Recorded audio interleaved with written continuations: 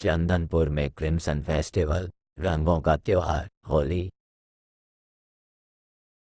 होली के त्योहार के नज़दीक आते ही चंदनपुर के छोटे से गांव में उत्साह का माहौल था।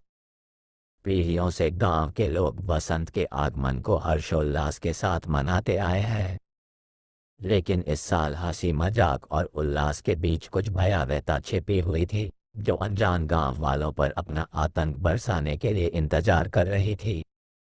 चंदनपुर के आसपास के जंगल के बीचों बीच एक प्राचीन मंदिर था, जिसे समय ने भुला दिया। किंवदंतियों में बताया जाता है कि कभी इसकी दीवारों के भीतर काले अनुष्ठान किए जाते थे। ये अनुष्ठान खून के भूखे प्राचीन देवताओं को खुश करने के लिए किए जाते थे। लेकिन जैसे जैसे साल बीतते गए, मंदिर जीर्ण शीर्ण हो गया। इसके रहस्य पत्तियों और उपेक्षा की परतों के नीचे दब गए। एक दुर्भाग्यपूर्ण रात, चंदनपुर के साहसी युवकों का एक समूह छिपे हुए खजाने की अफवाहों के कारण मंदिर में घुस गया। बड़ों की चेतावनियों को नजरअंदाज करते हुए वे जीर्ण शीर्ण संरचना में घुस गए। उनकी हंसी काय से ढकी दीवारों से गूंज रही थी। लेकिन जैसे ही उन्होंने एक गुप्त कक्ष खोला, उनकी खुशी जल्द ही भय में बदल गई, जिसकी दीवारें अजीब प्रतीकों और विचित्र मूर्तियों से सजी हुई थीं। जब वे कक्ष के केंद्र में पहुंचे, तो जिज्ञासा ने सावधानी को हरा दिया। जहां एक पत्थर की वेदी चांदनी में नहा रही थी। जैसे ही उनमें से एक ने वेदी को छूने के लिए हाथ बढ़ाया, हवा के एक अचानक झोंके ने उनकी मशालों को बुझा दिया, जिससे वे अंधेरे में डूब गए। घबराए हुए वे अंधेरे में एक दूसरे से टकरा गए। उनकी चीखें जंगल में गूंज रही थीं। जब भोर हुई, तो जंगल से केवल एक युवक बाहर निकला। उसके बाल सदमे से सफेद हो गए थे। उसकी आंखें उन भयावह घटनाओं से भरी हुई थीं जो उसने देखी थीं।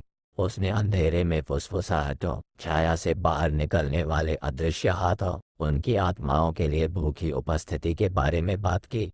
लेकिन उसके शब्दों को जंगल की गहराई में खोए हुए एक पागल आदमी की बकवास के रूप में खारिज कर दिया गया।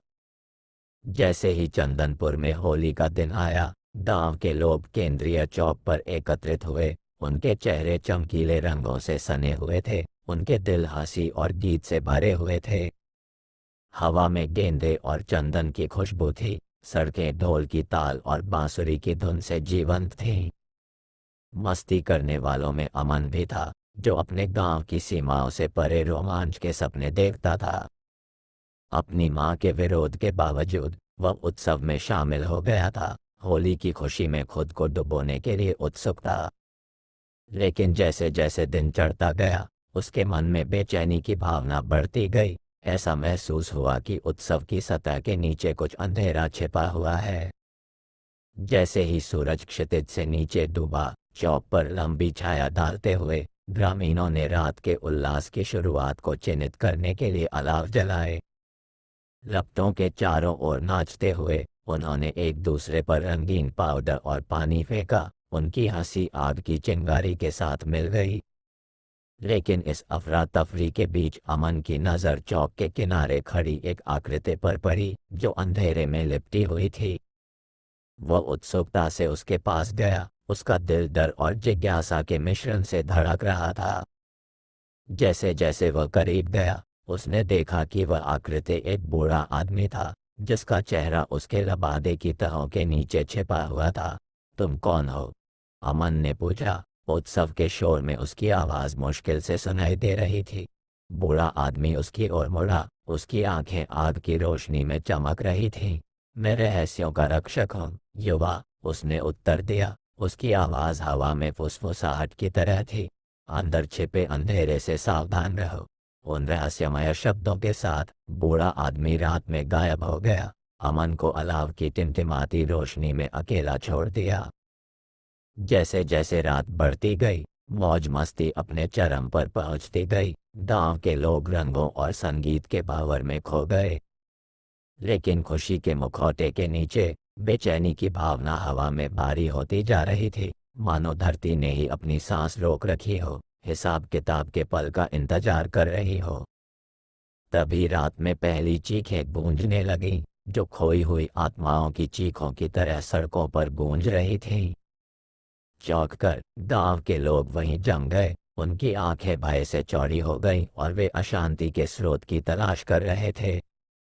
लेकिन तब तक बहुत देर हो चुकी थी। छाया से दुस्वप्न के जीव निकले। उनके रूप टेढ़े मेढ़े और विकृत थे। उनकी आंखें किसी दूसरी दुनिया की रोशनी से जल रही थीं। पंजे फैलाए वे बेखबर मौज मस्ती करने वालों पर टूट पड़े। उनकी हंसी शापित लोगों की चीखों में डूब गई। अमन ने डरावने रूप से देखा क्योंकि अराजकता ने चौक को निगल लिया था। उसका दिमाग उसके सामने आ रहे असली दुस्वप्न से चकरा रहा था। अपने दिल में डूबती भावना के साथ उसने महसूस किया कि बूढ़े आदमी की चेतावनी सच हो गई थी। चंदनपुर पर अंधेरा छा गया था और कुछ भी उसके निरंतर आगे बढ़ने को रोक नहीं सकता था। सहज ज्ञान से प्रेरित होकर अमन गांव की भूल भुलैया वाली गलियों में भाग गया। उसकी सांसें थकान से उखड़ रही थीं। उसका दिल उसकी छाती में धड़क रहा था। लेकिन चाहे वह कितनी भी तेजी से भागे, अंधेरा उसका पीछा करता रहा। उसकी प्रवाल हर छाया से बाहर निकल रही थी। उसकी फुसफुसाहट उसके दिमाग के कोनों में गूंज रही थी। हताश और अकेला अमन जंगल के प्रवेश द्वार पर ठोकर खा गया। उसके पुराने पेड़ चांदनी में मूक प्रेरी की तरह मंडरा रहे थे। कहीं और मुड़ने के लिए कोई जगह न होने के कारण वह अंधेरे में डूब गया। उसकी मुक्ति की एकमात्र उम्मीद उसी जंगल के बीच में थी जिसने उस दुस्वप्न को जन्म दिया था, जो अब उसे खा जाने की धमकी दे रहा था। जंगल के भीतर अमन प्राचीन मंदिर के खंडहरों पर ठोकर खा गया। इसकी ढहती दीवारें चांदनी की भयानक चमक में नहा रही थीं। प्रत्येक कदम के साथ उसने महसूस किया कि सदियों का भार उस पर दबाव डाल रहा था। अतीत की फुसफुसाहटें उसके चारों ओर भूतिया तनों की तरह घूम रही थीं। अपने पास मौजूद हर साहस को जुटाते हुए अमन मंदिर के पास पहुंचा। उसका दिल उसकी छाती में धड़क रहा था। उसका मन भय और अनिश्चितता के भावर में था।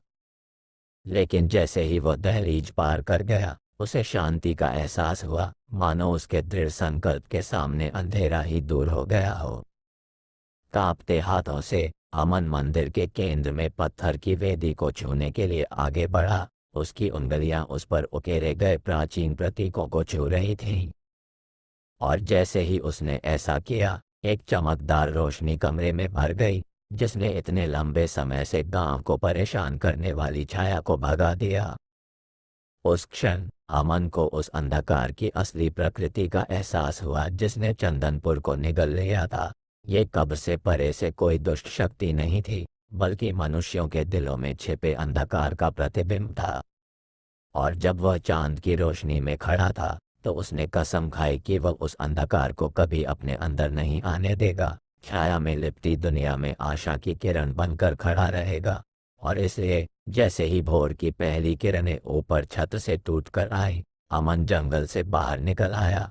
उसकी आत्मा फिर से तरोताजा हो गई। उसका संकल्प अडिग था। हालांकि होली का दुस्वप्न बीत चुका था, लेकिन असली लड़ाई अभी शुरू ही हुई थी। हम सभी के भीतर छिपे अंधकार के खिलाफ लड़ाई देखने के लिए धन्यवाद।